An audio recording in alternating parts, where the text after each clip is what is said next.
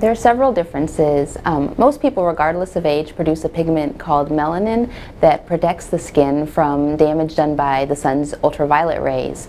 Babies produce less of this pigment than adults, so they're at risk for getting a sunburn much faster than an adult would be. And then once they do have a sunburn, they're going to react the same way that an adult will. They're going to get redness, swelling, and it's painful. It's really important, though, that babies don't get sunburns because that puts them at a much higher risk for getting certain types of cancers, such as melanoma. The risk for getting melanoma greatly increases if you've had this UV damage early in infancy or early childhood, and so some babies that have been poorly protected in their early months can actually be at increased risk for getting cancer even before they enter school. Another difference is that baby skin is more permeable than adult skin. This means that chemicals can pass through the skin, so it's really important that when you're choosing different chemicals to put on your baby skin, such as sunscreens or sprays, that you're very careful because they could irritate the skin easily.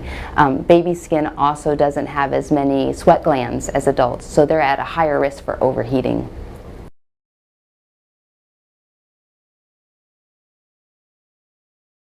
So it really depends on the intensity of the sun, but in direct midday summer sun, it could take just 5 minutes before a baby starts getting burned.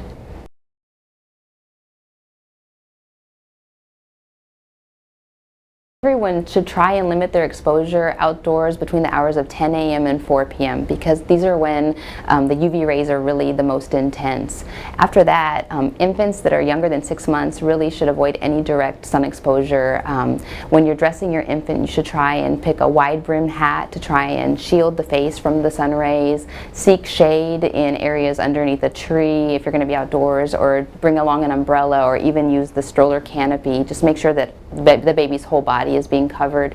Then as far as choosing clothing, you want to use a lightweight, like a fabric such as cotton, that has a tight weave, so you can hold the fabric up to the light and see that not much light passes through, and this will protect the legs, the torso, and the arms. For the areas of the skin that can't be covered by clothing, such as the back of the hands and the face, you can use a titanium dioxide or a zinc oxide sun block on infants younger than 6 months, and then all older children, that's fine. And then as far as older than 6 months, you can go ahead and use a regular sunscreen with an SPF of 15 or 30. You want to just be careful around their eyes, they don't get it into their eye area.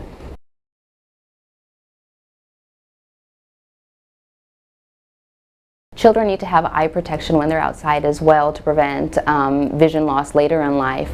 You can find child-size glasses that have 99% UV blocking effects. They'll have a little sticker on the lens. These can be used, and you want to choose the wraparound styles if they're available, because that will block the light that's coming in the sides. It'll offer more protection.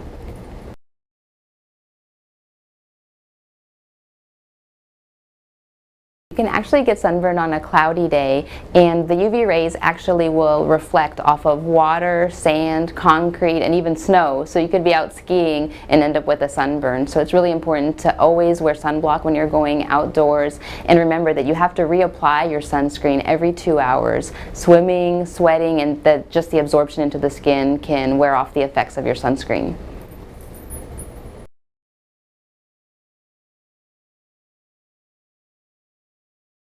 As far as soothing the baby, you really want to try and take away the pain. You can apply a cool compress just with regular tap water to the areas that have been burned, and you're going to want to apply it for about 10 to 15 minutes and do this 3 or 4 times per day. If there seems to be some swelling, you can give the infant some acetaminophen or ibuprofen if your pediatrician has allowed that.